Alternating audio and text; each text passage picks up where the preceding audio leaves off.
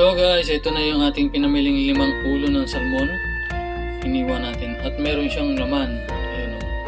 Pinipiritan natin yung mga laman. So, ito na muna lulutuin natin. So, hindi natin lulutuin lahat. Yung 3, lulutuin natin adobong paksiw.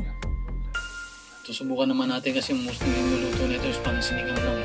So, lulutuin naman natin siyang adobong paksiw na adobo pala. Papaksiw muna natin, then tsaka natin adobo. So guys, ito na yung ulo ng salmon. Pinaksiw muna natin, tapos tsaka natin siya inadobo. So, luto na siya ngayon. Maya kakain tayo. So, hanggang dito na lang ang aking video. Maraming salamat sa mga nakapanood. And please, paki-like and subscribe and click the bell para makasunod kayo sa aking mga video dito sa